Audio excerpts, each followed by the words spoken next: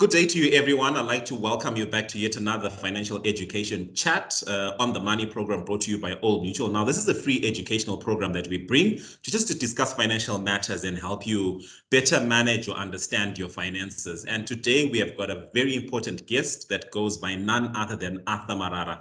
He is not new to your screens. I'm sure you've been following him on social media. He has been with us before. I think the last time we had a conversation was late last year towards Christmas time roundabout, if I'm not mistaken. December, we were helping people not to spend everything that they don't have. So Yes. I really enjoy the conversation.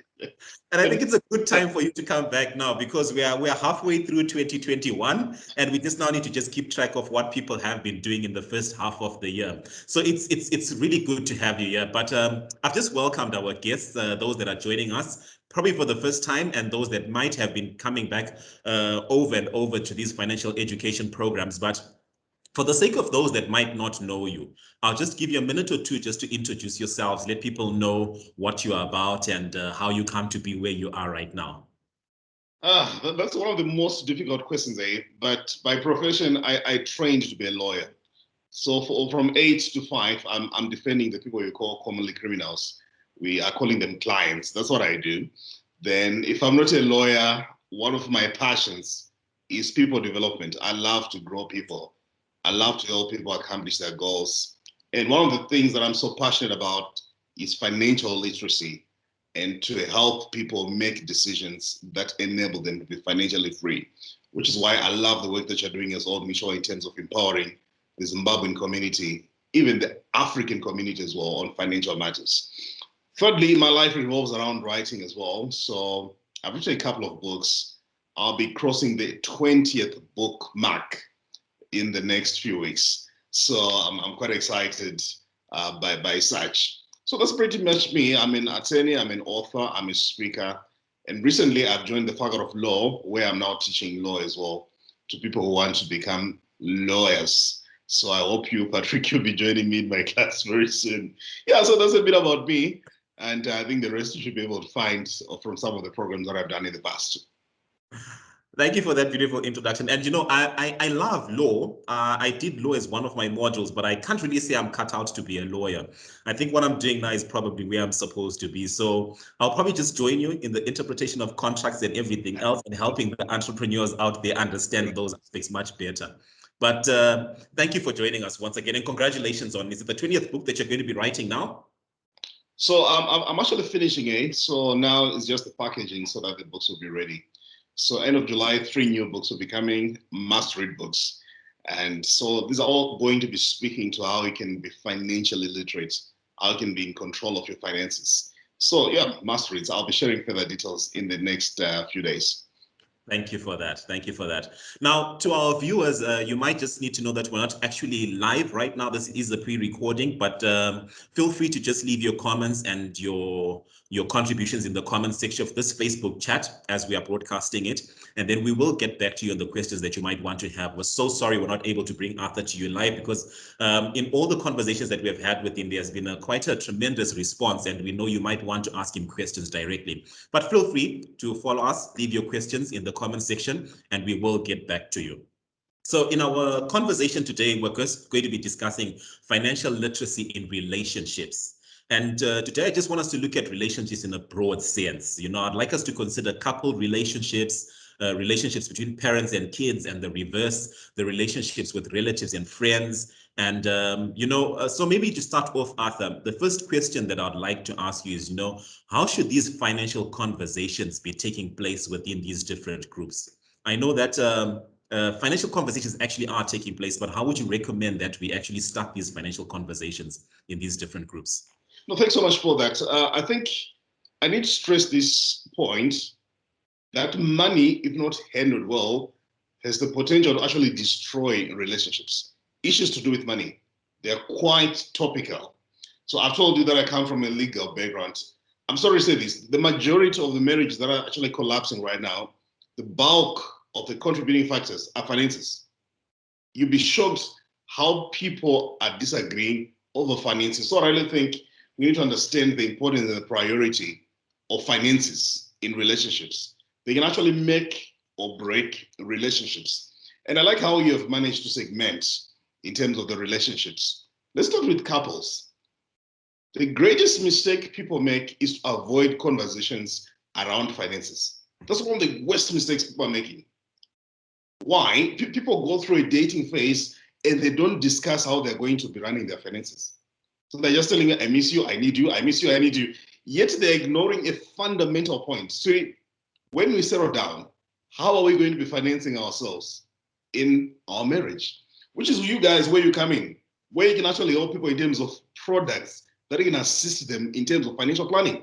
So right now, what I think the most important thing we can actually do is to start nurturing the conversations around finances for those people who are single. Is before you get married, you should prioritize the conversations around financial planning. What are our sources of income? How are we going to be spending? How far can we spend? So I see a number of times people get married, they don't even know where the money is going to come from. And now it's only surprise after surprise. And now in Africa, you have terminology like kungwava ngwava. I hear two words, mbava and kungwara. And I'm like, guys, you can't structure your life around just kungwava. We need to be very structured in terms of how we plan to do this. So I think from a relationship perspective, I want to encourage those who are single to say, guys, before you get married, let's normalize these conversations. And for people who are actually married, we need to be as blunt and as honest as possible. Why are couples in financial mess right now? Just ask yourself, why are couples in financial mess? Because we've got a habit of avoiding unfair or painful conversations. We don't want to do these conversations that have to force us to ask and to say, are we doing the rightful things? Right now, you'll be shocked how many people are actually renting some significant amounts of money. Why? Because there is not that openness where someone is to say, we can't afford this. And one of the things that I believe in marriages, in couples, is let's learn to be honest. It's either you've got the money or you don't. If you don't have the money, you need to have the decency and the courage to say, I don't have it, and learn to adjust your expectations, learn to adjust your expenditures to what you can afford.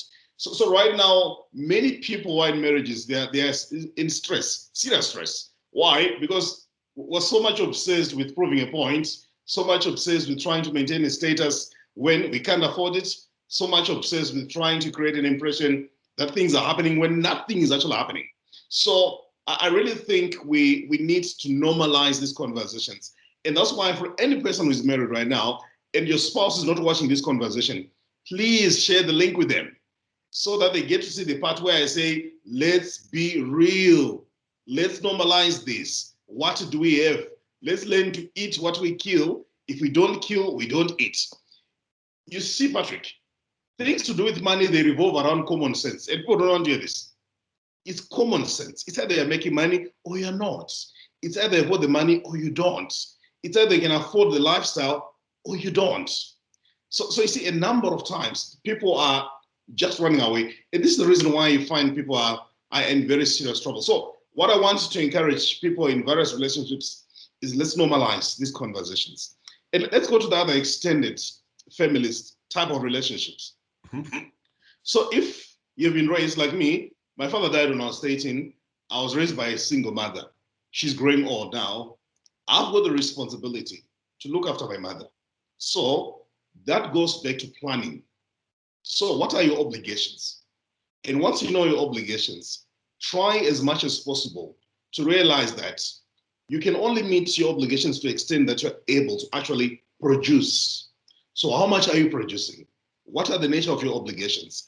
How much can you send towards your obligations? And once we realize that in our African society, whether we like it or not, if you've got an extended family, especially if that extended family is not that well grown financially, in one way or the other, they're going to visit you, which is why you need to learn to plan for them in advance. So my father left me his children. I love my brothers and my sisters so much. And for a long time, I was taking care of their school fees. But I'm so excited now, everyone, except just one, now have got their master's degrees. They're now financially independent. They're able to do their own things. But at one point in time, with my little income, I was able to actually provide for that. But I want to tell you one thing. I was providing within the context and within my parameters of what I am. Meaning, one of the things you need to learn to do to people who actually look up to you is to learn to expose them to reality as well. I can't do everything for you. I can only do 1, 2, 3 things that can enable you to have a normal month. But I won't be able to finance 1, 2, 3, 4, 5 things, which is why I think conversations should be normal, where you're also able to manage expectations. For some strange reasons, Patrick, you notice that when you tell people that you're in Harare or in Kobulawayo, there is a thinking that you're there to harvest money. If you're in the diaspora, people are thinking you're just plucking money from nowhere else and you just have to send it. No, you need to introduce people to this reality. That, guys, even if I'm in Harare, I'm also having to run around in order for me to generate income. So people should be able to adjust their expectations. They need to have realistic expectations. And 1 or 2 days when I usually go out of my way to do things that I don't normally do, they should not think that's a new dispensation altogether. It's simply me saying, okay, I've managed to get a break briefly. So I'm ensuring that I go out of my way and ensure that I also get to cushion here. But that should not create expectations that something like this is also going to be happening. But I see, one of the things that I want to encourage people is from relationships. If you're dealing with people who are of a productive age, not only should you just give them money, but I think you should give them the seed, the capacity to be also able to generate revenue for themselves. Because you see, there's something called dependence. It's very dangerous, where people just look forward to you providing at the end of the month. That's why I see a number of people even tell you your pay date. They actually know that you earn around 24, 25. Why? Because they're so used to getting your money. But I really think we also need to capacitate so that we don't have this huge backlog. But it goes back to the point that we're making. We need to nurture conversations. We need to have the courage to say, guys, this is what we need to do. I can only take you so far, but I'm not going to be taking care of you for the rest of your life. So that's what I would say. But conversations are very important around finances. Thank you for that. And we agree that the conversation really is important around finances. And I like the way that you also have broken it down in your response to say, for the different groups, when you're dealing as a couple, newlyweds and the like, dealing with your in-laws and the families, relatives and all these things. But you'll find that many a case, when these conversations are had, most of the time we have them like just in pre-marriage counseling, just before people get into marriage, and you're taught how to deal with your in-laws, how to manage your finances and all these things. But in your opinion, how soon or when should these conversations to do with finances, when should they begin? And how early, at what stage should people start having these conversations? Because I think in 2, 3 months prior to your wedding is already too late. People are probably not even thinking about how to manage their finances, but thinking about getting married. I mean, that's the highlight of it all. So you can't start coming to them now and telling them how they need to start managing finances, because what they are thinking about is the actual wedding day. So how soon do you think the conversations need to start? I actually think sooner than later. In Africa, I don't know in other parts of the world, people would put in lots of time, lots of energy preparing for a wedding, which is one day. They don't prepare for a marriage. Yes. So you find that people have got a very successful wedding, but they don't actually have what successful marriages, because we're avoiding fundamental conversations. But this is the point I also want to drive, Patrick. Do you know some of the weddings, they're actually hinging on financial illiteracy? I want to talk about a wedding. Do you know somebody is renting in a one-room house, two-roomed house? They would save 25,000 just for one day. Instead of actually putting that 25,000 and committing it towards their marriage and ensuring that they start their marriage without debt. If you can raise 25,000, Patrick, you can actually raise any amount towards your business. So I really think in terms of the timing, it has to be as early as possible. If you're actually going through marriage counseling, one of the things that I actually think is very important for our counselors is to actually undergo through the trainings that you offer in terms of financial literacy, so that they can also pass on these skills to the young couples. How long have you been dating? We've been dating for the past 6 years. So what are your plans in terms of finances. How are you financing your wedding? That's why I really don't believe in this whole idea of people asking for donations for their wedding. If you can't afford it, you can't afford it. Leave it. Get to a level where you realize that you can go to the magistrate's court, pay $50 or whatever. The next thing, get the same certificate. Then when you can afford it at some later stage, then do your thing. So I think we need to start by capacitating the people who are actually involved in this process so that we ensure that they also give wisdom, they also give sense to the people who are about to start their marriages so that we don't have ignorance still spilling into many of these relationships. So that's what I would say. But for me, I really think for any person who is watching this conversation, we need to understand and we need to realize that we can't delay the talk around finances. We need to make it as urgent as possible. And we need to realize that the success of our relationships is actually hinging on whether or not we're ready to have this conversation. Arthur, you know what? I think that part where you talked about 25,000 that you raised for one day is a difficult one. Is a difficult one to accept, especially for people that actually are planning marriage. But you know, it makes a whole lot of sense. You can manage to raise 25,000 for one day and then still go back after that day into your rental apartment when one could have put down money towards a mortgage or anything else. Clearly, if one can raise 25,000 for a day, then they can just raise the same also to put down money for a mortgage. But I guess that's another full conversation that may need to be had. Now, just moving forward, you'll find that, you know, ever since the COVID-induced lockdowns were instituted, there have been a lot of reports about domestic violence, you know, and it's been increasing. And I don't think there's any justifiable reason why this should be happening. But what role do you think finances play in this matter, especially now during the lockdown? I know you spoke about finances in marriage, but we're talking about domestic violence as well. And why do you think this could be happening, and what role do finances play in this? You know, Patrick, if you're not been spending time with your spouse, chances of you not seeing a lot of things are very high. But imagine you're forced for the next 21 days or 30 days to spend time with that person. They're not going anywhere. You're not going anywhere. No intercity travel. No non-essential travel. You see, your true colors get to actually come out. That's when you realize, this is a mixture of a donkey and a cow. And realize now, so some of these harsh realities are being exposed. But I want to start by making this point, first as a man, secondly as a human being. I don't believe there is any justification for domestic violence. And we want to condemn in the strongest terms any acts of domestic violence. We don't condone that. But one of the ways we can actually help fight domestic violence is to ensure that we've got couples that are empowered financially. Right now, Patrick, I'm really sad to say this, but there are many women who are trapped in unhappy, abusive relationships because of finances. They just don't know where to go. This guy who is so abusive is the one who is controlling all the finances. This guy who is so abusive is the very same guy who is paying for the rentals, is the same guy who is providing for food, is the very same guy. If you make him angry, he's not going to come in.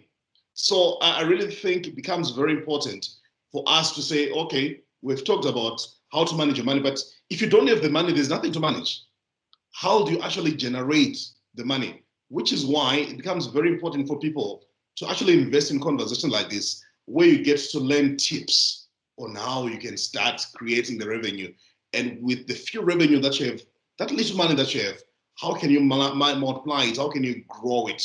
Why? Because you see from research, domestic violence is often connected to finances a number of times. Because if you read the Domestic Violence Act, there's something called economic violence, where someone is depriving you of the money. But I actually don't want us to go that far, where you have to look up to someone for money. I want to get to a level where we realize people now understand what it means to create revenue.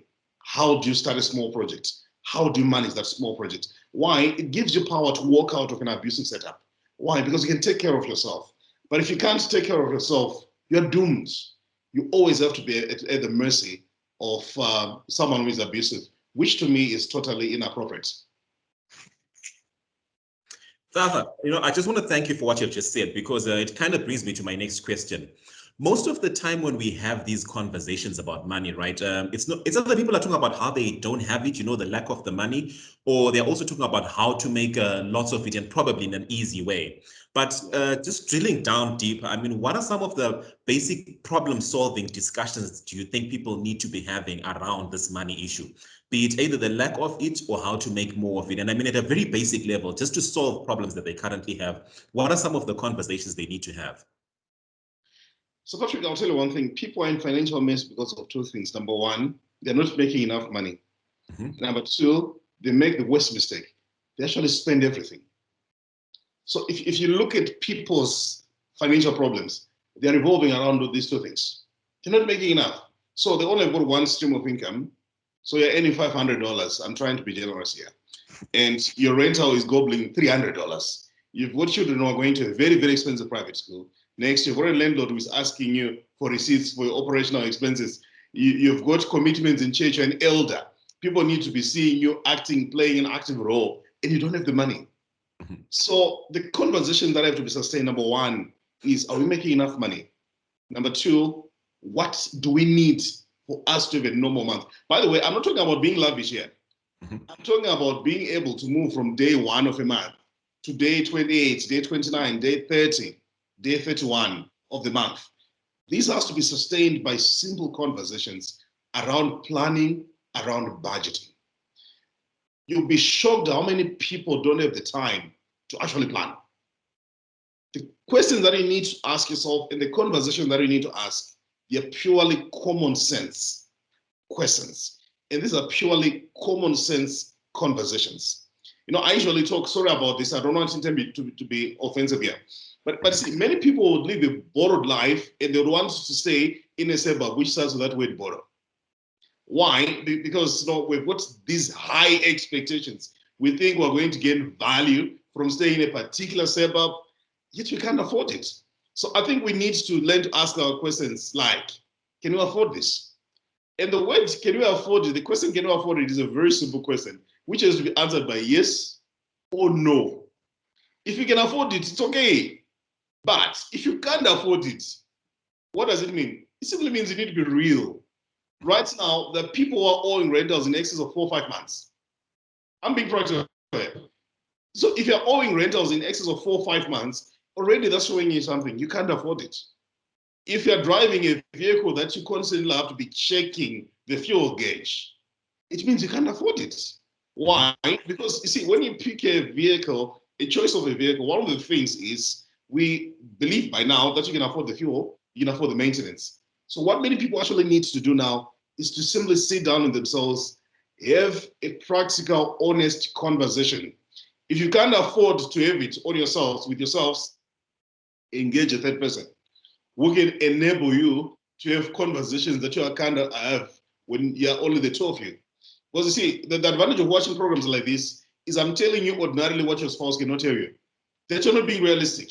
You're not being practical. You're lying to yourselves. And sooner or later, you're going to be in trouble. Why? Because you see, you can run with a fake life, but there's something that's not going to be fake. The consequences are not going to be fake.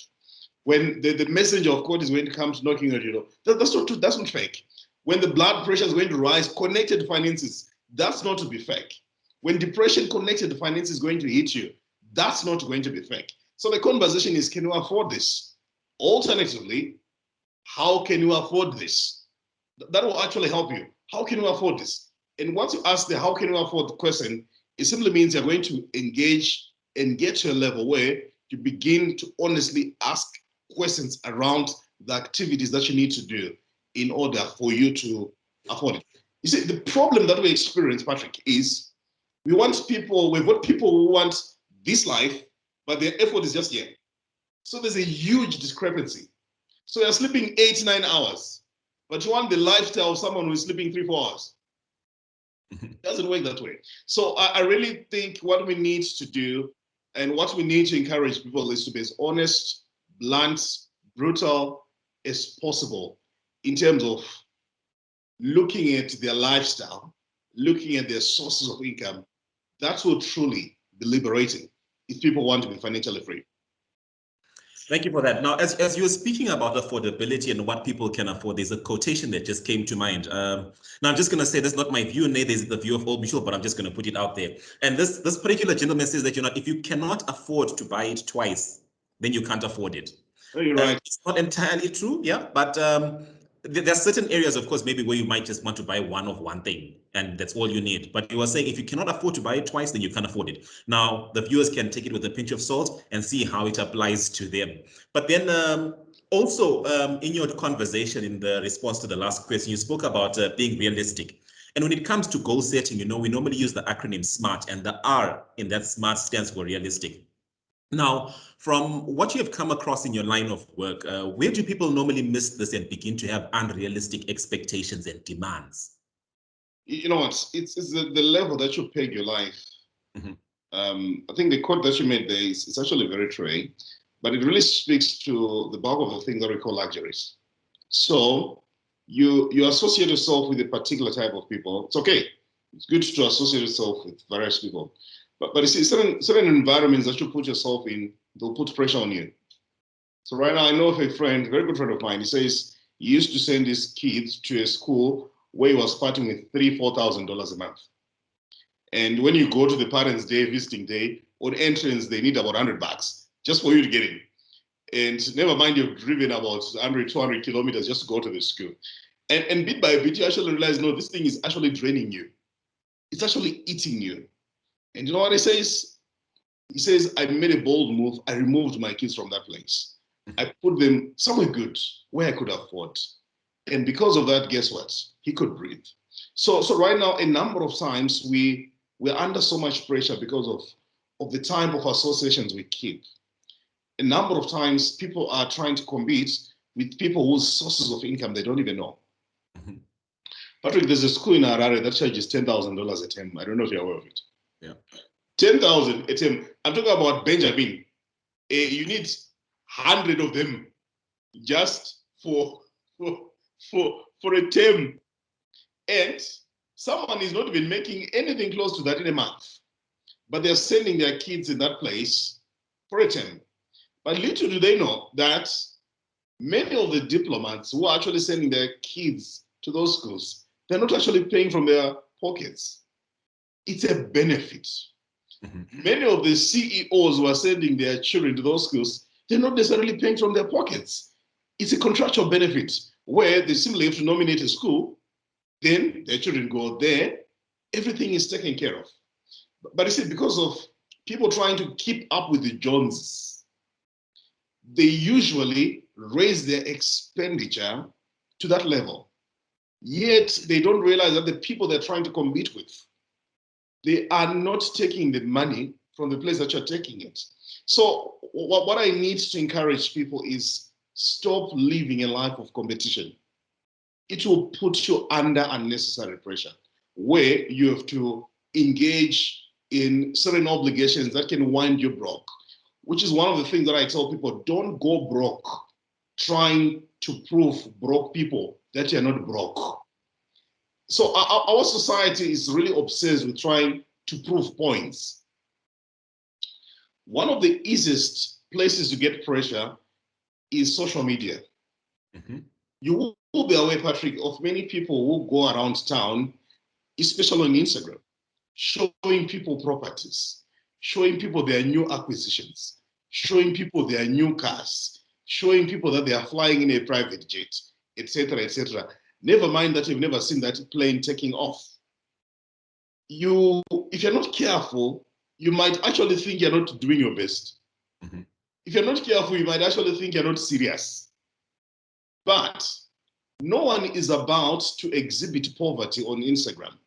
And I want you to notice this. There is no one who films or takes a photo or video of poverty on Instagram.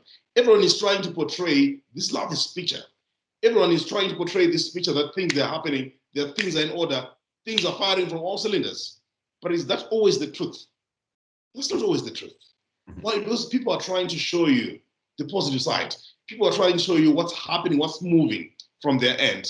But people are not going to always tell you their failures, which is why I need to encourage people to learn to run your race Learn to set your own goals. This is what I want to achieve. This is the life that I particularly want. And this is what I'm going to do it. And not to define your success based on how your neighbor defines it. Not to define your success by what you've managed to buy after your neighbor has bought X, Y, Z. No, don't. Have clarity as your own goals, realizing that each and every one of us, we've got different assignments. So being realistic for me is one of the messages that I've been driving for the past few years. And many people thought I was so blunt. That you can't be having an iPhone and using this other form of public transport. Why? Because that particular form of transport is speaking to people who want to save money. And you're holding a $1,500 gadget, which is enough to enable you to start a small project. You can't be wearing expensive hair when you're saying, no, I don't have money for business. Why don't you adjust your lifestyle to ensure that you set yourself up in order for you to start a business? So one of the things that you find with our generation, particularly our generation, it's full of people who are living a fake lives, wearing fake labels, sorry to say this, others fake hair, others fake nail, including fake character. Everything is fake. So we need to be, that generation of people are going to go back to the basics and say, guys, am I going to live for people? In which case I'm going to be frustrated. Or am I going to live for myself? In which case people might not think I'm not there, yet I know the reality that I'm actually going to get there. It's just a matter of time. So for me, it's knowing your story, where you're coming from, where you want to go, and to understand that it's going to require sacrifices in order for you to get there. But the reason why many people are not going to be financially free is because they're going broke trying to appear wealthy. Be realistic. Don't unnecessarily expose your life to social media. This is the reason why people are actually under pressure. So one day you take a pic in this restaurant, tomorrow you need to update your status so that people can see that you're doing it quite consistently, so that you prove and show out anakupera. And this is the reason why people are actually in financial mess. So let's be as realistic as possible. That's my encouragement to everyone who's watching us right now. You know, Arthur, I like a lot of what you have said, because you've taught people, how to deal with these things, not to just follow trends on social media or just live lives, because they think other people are watching them. Well, people are watching them, but they shouldn't be living their lives for that reason. Now, what I just want you to just talk about briefly is what encouragement would you then give to people on how they can then cope with their current reality? This is what they're going through now, and they now need to cope with that, because I think that's where a lot of the problems then come. People see what's happening on social media and they want to match or live up to what social media demands from them. But then the reality on the ground does not speak to that. So how do people cope with their current situations? One thing that I'll tell you, Patrick, is I'm very selective as to who I follow on social media. I don't just follow anyone.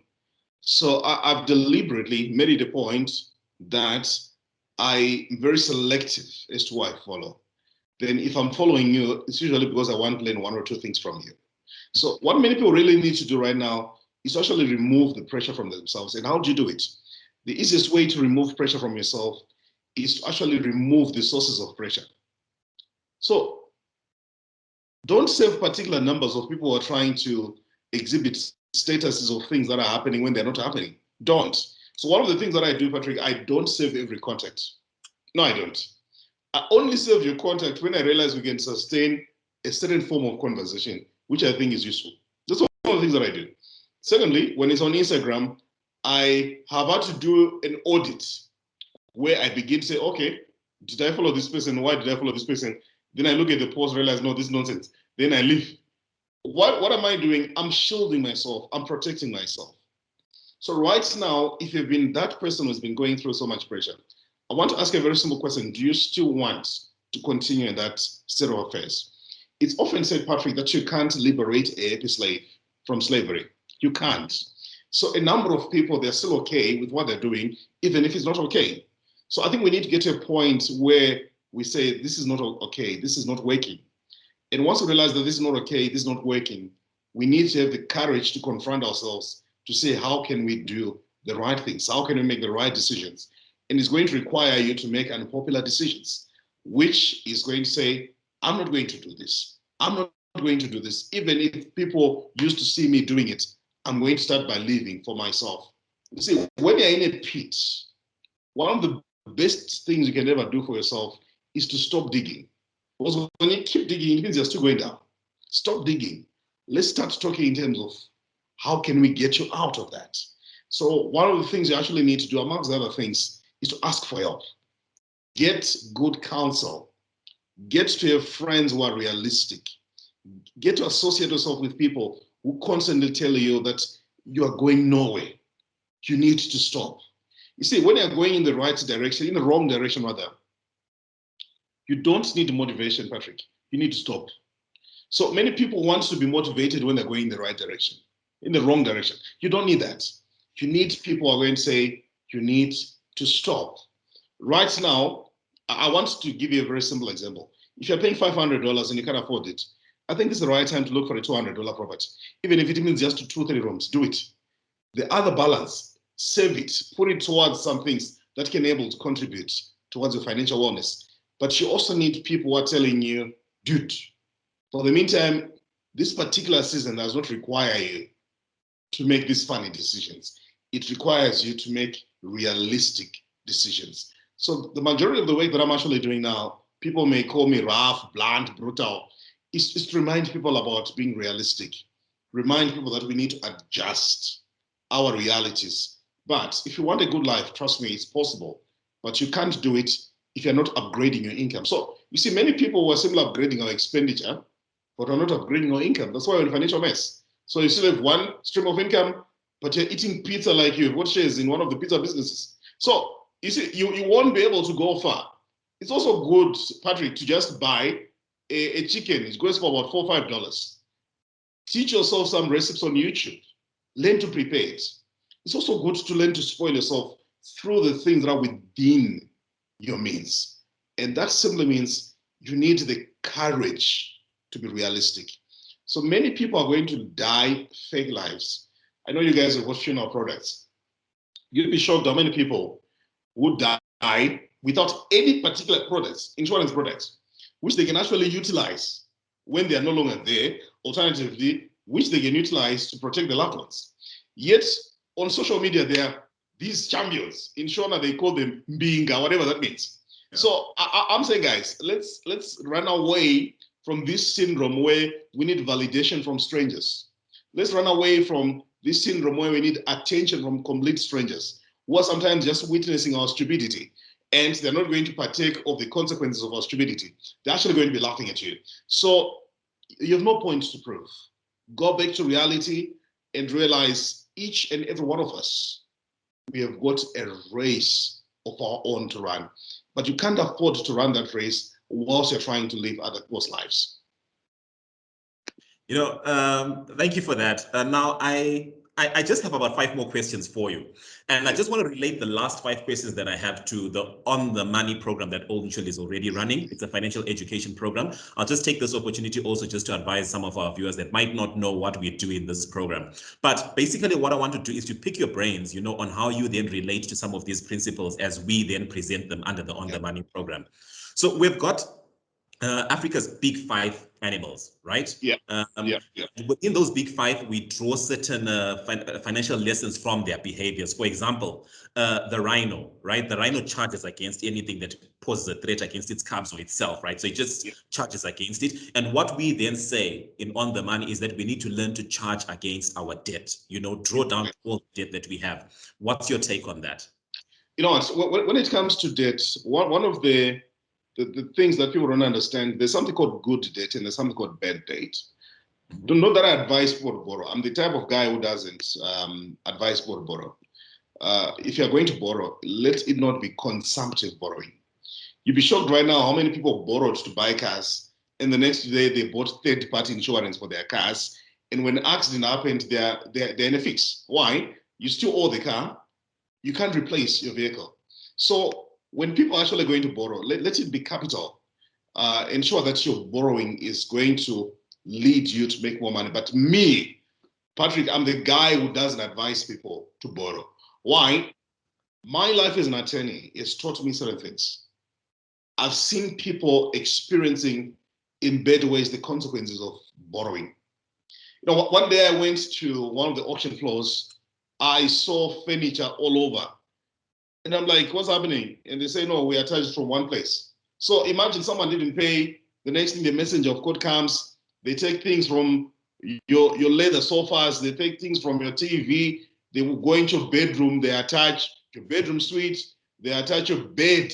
So in terms of the law, if you've got more than two beds, they take the other one. They leave you with one because they say you need somewhere to sleep. But I've seen people losing their dignity because of that. I've seen people losing their privacy because of debt. Debt dehumanizes you.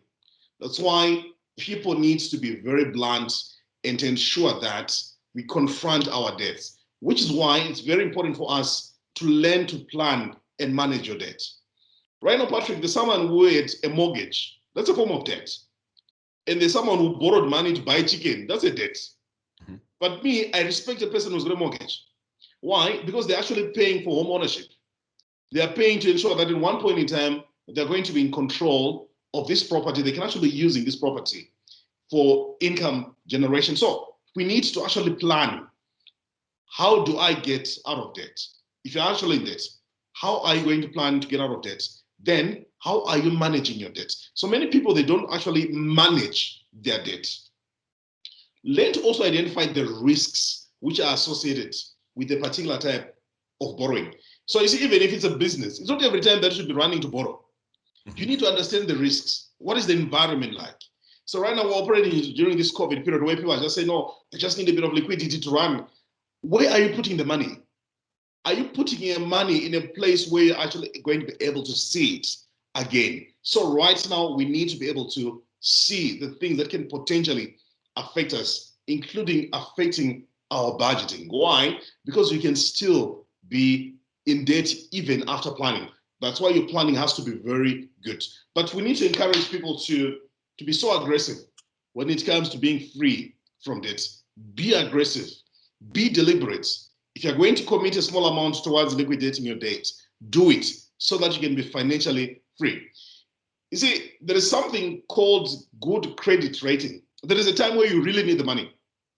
But if you've got a bad and a terrible credit rating, there is no financial institution that is willing to give you money. That's why you need to keep a good credit rating. So prioritize your freedom from debt, and like the rhino, be very aggressive, charge towards debt, and ensure that you stay as debt-free as possible. Can I tell you my secret, Patrick? Sure. I don't borrow. That's my secret. I don't borrow. Go on Google right now. People are Googling my net worth. I was like, guys, who on earth is interested in knowing my net worth? Yeah, that's one of the results. And I'm like, no, I don't post such things. People want to know what I drive. People want to know where I stay. I don't post that. Guess what? The result is I have lived and I'm living a debt-free life. I don't borrow. And this is what we need to encourage people. If you're going to borrow, why are you borrowing in the first place? Mm-hmm. What do you want to use the money for? Then, how is that going to contribute towards your financial freedom? Right now, Patrick, do you know that people are actually borrowing money for school fees? Yeah. Don't think they are borrowing for a government school. They are borrowing for these schools with surnames so that they just tell people, no, I'm going to pick my kid from XYZ. No, my advice is let's stay free from debt. If ever you're going to borrow towards something that's going to create more money for you. And borrow in such a way that even if anything happens, they're able to pay back that money. But see, many people, they've got a tendency of borrowing amounts that they've never touched in their entire lives. And if anything happens, they're not even able to pay back that money. So if you're a father figure, you have borrowed, don't think your debt is going to extinguish the debt. So you need to make responsible decisions. And I think that's why I like the rhino. And I love the illustration which Old Mutual does with nature. So phenomenal lesson that you can gain from the wildlife, especially on how to be financially free. Yeah, true. You're very right about that. And then even just going forward, also you'll realize that the second principle that we talk about is the secret rather of the lion. Yeah. You'll find that when the lions are hunting, it's mainly the female lions that hunt in a pack. They kill the animal, whatever beast it is, but then the male lion then comes and takes his portion first. And what we then liken that to is saving, that whatever you go out into the market to do, when you kill, save first. What's your take on that? You know, one of the things about the lion is it's first. So it eats ahead of the pack. And what it simply means, you need to commit to an automatic fixed savings plan. I like what Solomon says in the Old Testament. It says the wise man saves for the future, but the foolish spends whatever he gets. Very timeless principle that you need to commit to a culture of savings. And the question that people ask ordinarily, Patrick, is how do I save in Zim dollars? Right now, we're operating in a multi-currency environment. You can save in a more stable currency. Right now, you guys just all mutual through some of your products. You can actually offer some of these things, and that's why I think people can actually reach out to you, where you can see how do you actually save, because you need to have savings. And what happens when you commit to a fixed saving plan, it effectively helps you to change your spending patterns. You see, the moment you commit to something and realize that every month I'm supposed to be doing this, your decisions become different, your choices become different. And once you do this, and once you develop this, it becomes a habit. And imagine you develop a savings habit. It will completely liberate you. So what I want to encourage people learning from the lion, or I'm a lion, by the way, is to learn to develop this culture of saving and to identify the minimum savings plan. So identify how much you can actually plan to put aside, and learn to also look for different savings vehicles you can actually use so that you work your way out of your financial quagmires. But this is a good bit, Patrick.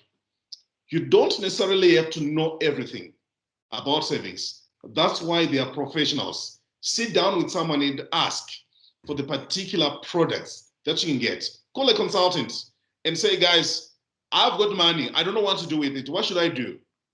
So one of the greatest gifts you can ever give to yourself is the gift of humility, where you admit that you don't know. And learn from the people who have walked the journey, learn from the people who are actually advising people. So right now, Patrick, one thing that I can tell people, failing in this digital information age is a choice, because there is so much information. You can learn remotely, by the way, or now you can actually work your way to financial freedom. And I think that's why the lion is one of my favorites for me. That's discipline. The habit becomes very important. Thank you for that, Arthur. Now, we've spoken about the rhino and the lion. The third one that we have is that of the leopard, the secret of the leopard. Now, the leopard is very methodical in the way it hunts. And what we then say with regards to that is that one needs to plan. There has to be a method for the way that you're planning on using your finances. You're and right. People just need to plan. What's your take on that as well?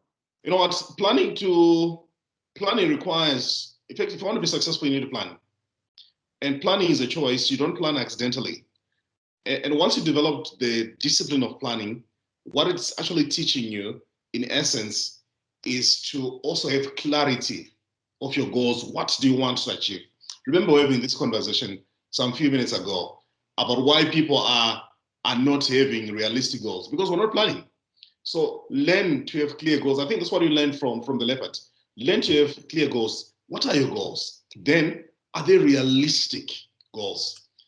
The animal called a leopard, one of its strengths is it aims for things that it knows it can get.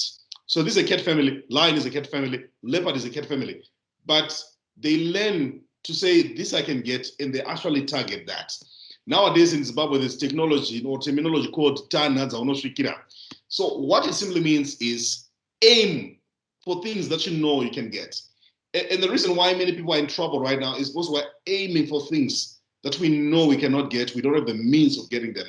So I really think we can learn from the leopard by, number one, learning to record clear and specific short, medium, and long-term visions that are realistic, achievable, and inspiring. And also, we need to master from the leopard as well the importance of reflecting and actually researching your visions to see whether or not this is actually achievable, and to look for opportunities where you can actually make them realistic and also make them achievable. But most important, one thing you learn from a leopard is the importance of vision. So one of the visions that we need to set is a vision to be financially free. And leopards, they're very good, very strong in terms of their vision. But one of the things that we also need to learn from these guys is how can we sharpen our visions? How can we be financially free? And how can we be financially solid? And I think we can learn this from the leopard. That's true. That's so true. Now, the fourth one also has to do with the buffalo. You'll find that the buffalo's secret is in its herd, in its numbers. That's how it protects its young.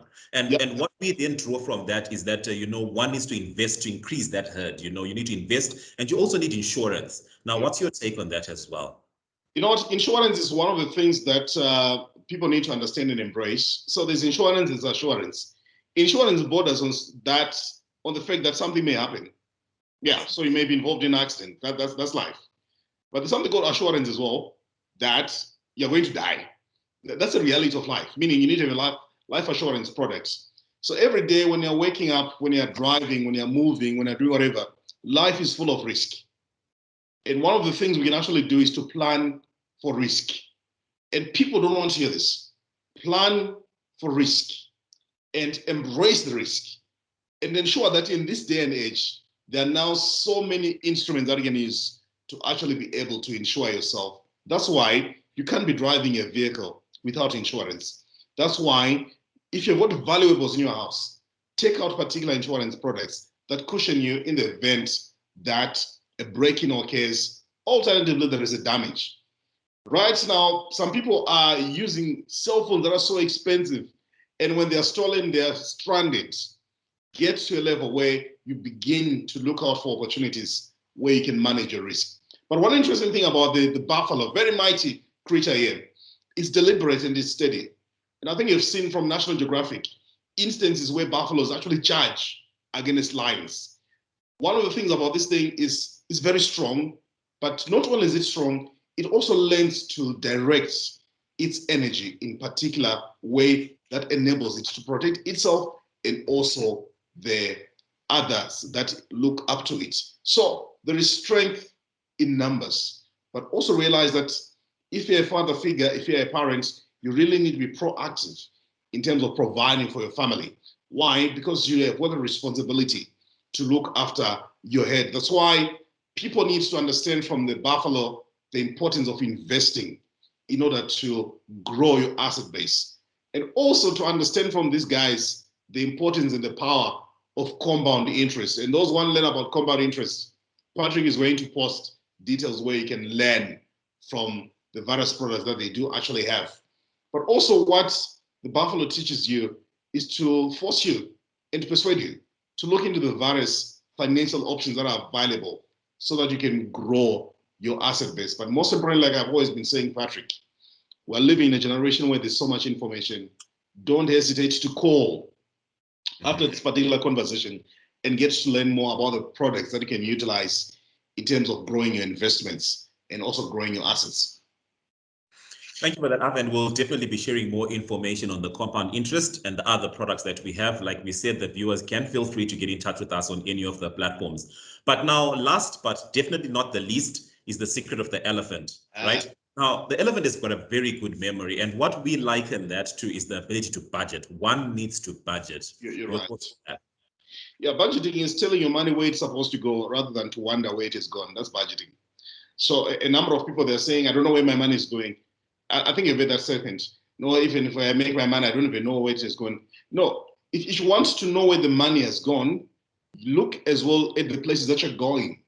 But most importantly, look at whether or not you are actually putting in place a plan to tell your money where it's supposed to be going. So record keeping is very important. I think that's what people need to understand. The importance and the priority of keeping records. Learn to document your expenditure, your income. You have traceable records. You see, a number of times when you go to shops, when people are given receipts, do you know what they usually do? They just leave it with the security guard. They don't carry it. But you should be able to take your receipt, put it in a place where you store your records, learn to evaluate your expenditure. Is this really necessary? Can we actually do with this? Can we not afford to do it without this? So I think we need to have this culture of developing budgets and to put ourselves in a position where we're actually able to track our expenditure. That's one of the things that helps. So for me, one of the things that I'll tell you, Patrick, I'm not always in a shop. I'm very particular. Why? Because I know every time I'm going to swipe, my bank is going to take about $45 from that one transaction. So if I'm going to buy, I need to be very tactical. Why? Because we don't have this culture of record keeping. So you might think a loaf of bread is costing you $100. No, it doesn't cost $100. It costs you the cost, which is $90 or $100. It costs you another $45 in terms of bank charges. It costs you another 2% in terms of the intermediate tax. Yes. So once we realize those things, that multiply 45 by 100, you'd be shocked what is going to come out of that. Mm-hmm. You have spent a decent amount of money just in bank charges. Not only that, but also in terms of the 2% tax. But it's all connected to record keeping. Plan your expenditure. Before you part with money, plan. This is what I want to use this month. So I might as well buy the non-perishables all at once. I cut on fuel, I cut on transport, I cut on time, I also cut on bank charges. Then I save money. Then now you see there are many people who, when they make their money in RTGs, they're quick to look for money elsewhere in the black market. You're actually incurring more expenses. If you can pay for something in local currency, please do that. Save money, cut on the costs that you're usually parting with whenever you're actually transacting. So I think we've got so much to learn. But one thing the elephant tells us is knowledge is power. But most importantly, when we use the knowledge, we become even more powerful. Thank you so much for that, Arthur. And you spoke a lot about keeping receipts. Now, just another encouragement to all the viewers out there. If you can't keep the receipts for the purposes of budgeting, at least keep them so that you are able to then return anything that's defectful, okay, or anything that has any defects, or if there's an expired product that you would have bought, because that in and of itself is also financial literacy. It stops you from having to rebuy something else that you would have bought previously and now need to return. So let's learn how to budget and to keep our receipts. But also now, just in parting, because I see that we are drawing to the end of our time, what parting shots would you have to the viewers that are out there and those that are listening to this conversation? Patrick, financial wellness, financial literacy is a choice. You don't become financially free by accident. You need to make a commitment to learning. I think we're talking about the elephant. Let's make the commitment to learning. Right now, as Old Mitchell, I really want to commend you guys for this, where you are investing in empowering people in order for them to make wise financial decisions. There is so much information, and I want people to read this brochure on the Big Five. It's really, really important on what people can actually do. So I believe if you're going to fail financially in this digital generation, it's a choice, because there's so much information, so much opportunities for mentoring, and guess what? There are people who are just equipped for the job. So guess what is your job? Learn. They have the discipline. Take action. Set goals. Execute them. You will enjoy this life. And like what Old Mitchell says, do great things always. Thank you, Arthur, for those parting shots. I mean, it's always great having you. And thank you, viewers, for joining us. It is a Thursday afternoon with us on our side in Zimbabwe, but you could be joining us from anywhere else in the world. It could be morning, afternoon, evening, where you are. But we thank you for the time that you have taken out to just join us and to be a part of this lively discussion. Thank you so much, Arthur. Like I said, it's always a pleasure having you. We hope to have you again sometime in the near future. But from us at Old Mitchell, we, like Arthur said, do great things always. And do follow us on our social media pages to get more updates of when these conversations, these live chats are going to be happening. We look forward to bringing through other people that can help us build this conversation and build the narrative on how people can best manage their finances. But for us today, it's a good afternoon, a good evening, good morning, depending on where you are joining us. And we look forward to being with you again in the next episode. Thank you.